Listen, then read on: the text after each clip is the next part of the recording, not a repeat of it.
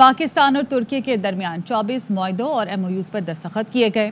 ان کے ذریعے تجارت و دفاع سمیت مختلف شعبہ جات میں تعاون کو مزید وسعت دی جائے گی۔ اس حوالے سے اسلام آباد میں تقریب منعقد ہوئی۔ وزیر اعظم شہباز شریف، ترک صدر رجب طیب اردوان، دونوں ممالک کے وزرائے تجارت اور متعلقہ افسران سمیت اعلیٰ حکام نے شرکت کی۔ معاہدوں اور MOUs پر وزیر اعظم شہباز شریف اور ترک صدر نے دستخط کیے، دستاویزات کا تبادلہ بھی کیا۔ معاہدوں میں اسٹریٹجک تعلقات کو مزید مستحکم کرنے، سماجی اور ثقافتی بنیادوں پر ملٹری اور سول پرسنل کے تبادلے، ایئر فورس، الیکٹرانک وارفیئرز اور ملٹری ہیلتھ کے شعبوں میں تربیت اور تعاون کے معاہدے شامل ہیں۔ پاکستان اور ترکی کے درمیان خاص تعلقات ہیں۔ امید ہے رجب طیب اردوان کا دورہ پاکستان بہت مفید ثابت ہوگا۔ وزیر اعظم شہباز شریف نے ترک صدر کا پاکستان آمد کا خیر مقدم کیا، کہا ترکی ہمیشہ مشکل وقت میں پاکستان کے ساتھ کھڑا رہا۔ Visit to Pakistan today has given a new level to our brotherly relations. Turkey has stood by Pakistan through thick and thin, and speaking for the rights of oppressed people, be it the people of Gaza, Palestine or Kashmir. And when you speak, the globe hears you. Your Excellency, Turkey has always stood by the just cause of the people of occupied Jammu and Kashmir, and you have always maintained your stance loud and clear. Menace of terrorism is a common factor for Pakistan and Turkey, and together we will fight this menace. Afghanistan is a neighboring country, and we expect that Afghanistan will cooperate in fighting terrorism and not spreading terrorism. Pakistan ہمارا دوسرا گھر ہے، یہاں آ کر دلی مسرت ہوئی۔ تجارتی حجم $5 ارب تک بڑھانے پر اتفاق ہوا ہے۔ معاہدوں اور MOUs پر دستخط کے موقع پر ترک صدر نے کہا، قائد اعظم محمد علی جناح اور علامہ اقبال ہمارے بھی ہیرو ہیں۔ دونوں ممالک کے درمیان برادرانہ تعلقات قائم ہیں۔ علامہ اقبال نے اپنی شاعری کے ذریعے دنیا میں انقلاب برپا کیا۔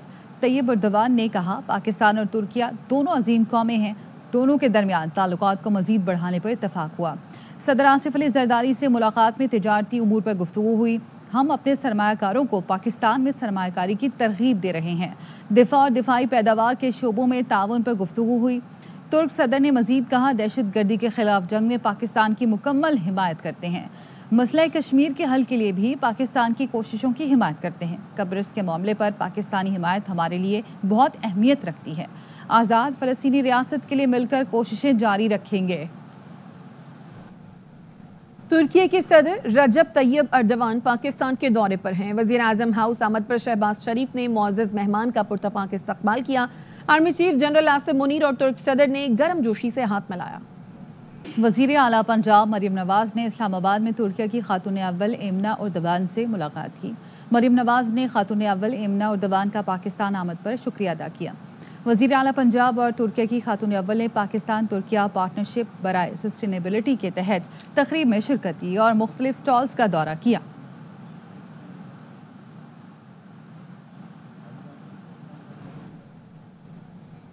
گرین پاکستان انیشیٹو کے تحت کل smart agri farm, green agri mall اور تحقیقی سہولت مراکز کا افتتاح کیا جائے گا۔ آرمی چیف، اہم حکومتی شخصیات، وفاقی اور صوبائی حکام مختلف منصوبوں کا دورہ کریں گے۔ 9 مئی کو تو حد کر دی گئی، اب آپ کو بنیادی حقوق یاد آ گئے۔ کیا آپ تسلیم کرتے ہیں 9 مئی کا جرم سرزد ہوا ہے؟ جسٹس مسرت ہلالی کے سیولنز کے ملٹری ٹرائل کیس میں ریمارکس، کہا کہ جب 21ویں ترمیم ہوئی تو آپ کی پارٹی نے ملٹری کورٹس کے قیام کی حمایت کی تھی۔ سلمان اکرم راجہ نے کہا، میں یہاں کسی سیاسی جماعت کی نمائندگی نہیں کر رہا، اس وقت انہوں نے غلط کیا۔ جسٹس مسرت ہلالی نے کہا، یہ کیا بات ہوئی؟ اب اپوزیشن میں آ کر کہہ دیں اس وقت جو ہوا تھا غلط تھا۔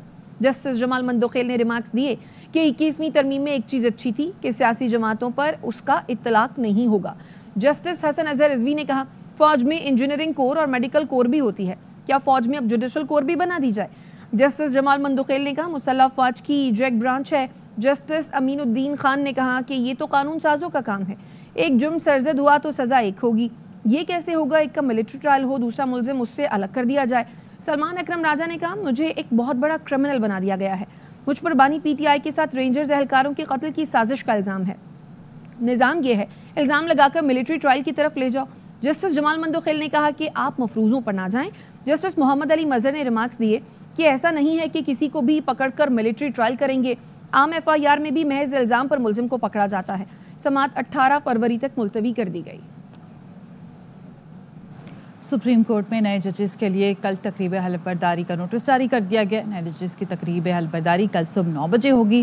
6 مستقل اور 1 عارضی جج تقریب میں حلف اٹھائیں گے.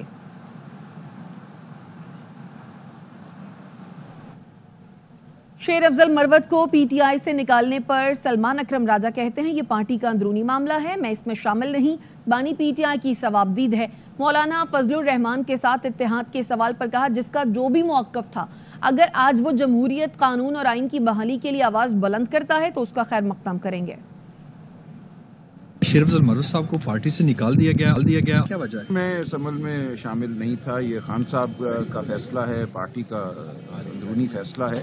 میں اس بارے میں کوئی بات نہیں کرنا چاہتا. تمام عمل پارٹی میں نظم, پارٹی میں جو ماحول ہونا چاہیے تعظیم کا, اس حوالے سے خان صاحب نے کیا ہے. تو یہ خان صاحب کی ثوابدید ہے, میں اس میں فریق نہیں. تمام آپشنز ہمارے سامنے ہیں, ہم بات بھی کریں گے, ہم عدالتوں میں بھی جائیں گے, ہم الائنس بنا رہے ہیں. مولانا فضل الرحمان کی حمایت کے ساتھ 26ویں آئینی ترمیم منظور ہوئی تو ان کے ساتھ کس چیز کا اتحاد بنایا جائے گا؟ جس کسی کا جو بھی موقف تھا, آج اگر وہ جمہوریت کے لیے, قانون اور آئین کی بحالی کے لیے آواز بلند کرتا ہے تو ہم مقدم کریں گے. موٹر سائیکل ہو, ڈمپر ہو یا بس, اب سب کو فٹنس سرٹیفکیٹ لازمی رکھنا ہوگا. وزیر اطلاعات سندھ شرجیل میمن نے ڈیڈ لائن دے دی. کہا کہ 30 دن ہیں, گاڑیوں کے فٹنس سرٹیفکیٹ بنوا لیں. بغیر فٹنس سرٹیفکیٹ کوئی گاڑی سڑک پر نہیں چلے گی. دوسرے صوبوں سے آئی ہیوی گاڑیوں کو بھی حکومت سندھ کا فٹنس سرٹیفکیٹ لینا ہوگا. ڈمپر رات 10 سے صبح 6 بجے تک چلیں گے. بغیر لائسنس والوں کے خلاف بھی سخت کارروائی ہوگی. دیا گیا ہے گاڑیوں فٹنس کروا لیں. سائیکل سے لے کر ہیوی ٹریفک تک کسی گاڑی کی فٹنس سرٹیفکیٹ نہیں ہوگا تو روڈ پہ نہیں چل سکتی. وہ گاڑیاں دوسرے صوبوں سے آ رہی ہیں, اس کے لیے بھی لازم ہوگا کہ وہ صوبہ سندھ سے فٹنس سرٹیفکیٹ ضرور لیں. واٹر بورڈ نے جتنے بھی واٹر ٹینکرز ہیں بار کوڈ ایشو کیے گئے ہیں. جن کے پاس بار کوڈ نہیں ہے وہ گاڑیاں امپاؤنڈ کی جائیں گی. منڈے کے بعد کوئی بھی گاڑی اگر شو روم سے بکی ان رجسٹرڈ تو اس شو روم کو سیل کیا جائے گا. ڈمپرز کی جو شہر میں آ رہے ہیں رات کو 10 بجے سے لے کے صبح 6 بجے تک 1 گھنٹے کا اس میں اضافہ کیا جا رہا ہے. کوئی بھی ڈمپر چاہے کسی بھی جگہ سے آیا ہو, ان رجسٹرڈ ہوگا تو وہ گاڑی امپاؤنڈ ہوگی. پرائیویٹ سیکورٹی ایجنسی کا آدمی یا کسی گورنمنٹ سیکورٹی ایجنسی کا آدمی اپن کو ڈسپلے کرے گا تو اس کے خلاف سخت قانونی کارروائی کی جائے گی. تمام گاڑیوں کو بھی ضبط کیا جائے گا جہاں پہ پولیس کی گاڑی لائٹ یا ہوٹر اس طرح کا کوئی یوز ہوگا. تمام دکانوں کو بھی 2 دن کا ٹائم دیا جا رہا ہے. سارا سامان بیچنا بند کر دیں اور اپنی دکان پہ اویلیبل نہیں ہونا چاہیے. بغیر لائسنس کے کوئی بھی شخص گاڑی چلائے گا تو وہ گرفتار ہوگا. انڈر ایج بچے گاڑی چلا رہے ہیں, یہ وارننگ ہے. بہت ہی خطرناک قسم کی کارروائیاں حکومت سندھ شروع کریں. نہ کسی کا کوئی فون کام آئے گا, نہ کوئی کسی کی کوئی پوزیشن کام آئے گی. نیپرا نے کراچی والوں کو ماہانہ ایڈجسٹمنٹ میں بڑے ریلیف سے محروم کر دیا. نومبر کی ایڈجسٹمنٹ میں 5 روپے کمی بنتی تھی مگر 1 روپے 23 پیسے فی یونٹ کمی کی گئی. کہ الیکٹرک صارفین کو مزید 5 ارب 44 کروڑ روپے کا فائدہ منتقل نہ ہو سکا. ممبر ٹیرف نیپرا مظہر نیاز رانا کا اختلافی فیصلہ سامنے آ گیا. ممبر ٹیرف نیپرا نے کہ الیکٹرک صارفین کو پورا ریلیف نہ دینے کے فیصلے کی مخالفت کی. کے نے نومبر کی ایڈجسٹمنٹ میں 4 روپے 98 پیسے فی یونٹ کمی مانگی تھی. نومبر کی اصل ایڈجسٹمنٹ 5 روپے فی یونٹ کمی بنتی ہے. نومبر کی ایڈجسٹمنٹ کی کمی 7 ارب 21 کروڑ 50 لاکھ روپے بنتی ہے. پینڈنگ کاسٹ میں 5 ارب 44 کروڑ روپے کو ایڈجسٹمنٹ کیا گیا ہے. تنخواہ دار طبقے نے ہول سیلر اور ریٹیلر سے زیادہ انکم ٹیکس دیا. گزشتہ سال کے نسبت رواں مالی سال تنخواہ دار کے ٹیکس میں 99 ارب کا اضافہ ہوا. دستاویز کے مطابق رواں مالی سال پہلے 7 ماہ میں تنخواہ داروں نے 284 ارب انکم ٹیکس دیا. گزشتہ مالی سال پہلے 7 ماہ میں تنخواہ داروں نے 185 ارب انکم ٹیکس دیا تھا. جولائی سے جنوری تک ہول سیلرز نے 13.7 ارب اور ریٹیلرز نے 19.4 ارب روپے انکم ٹیکس دیا. پراپرٹی کی فروخت پر 63.8 ارب جبکہ پراپرٹی کی خرید پر 65.7 ارب روپے انکم ٹیکس جمع ہوا. اس کے ساتھ ہی نیوز بلیٹن سے فی الوقت اتنا. دیکھتے رہیے ARY نیوز.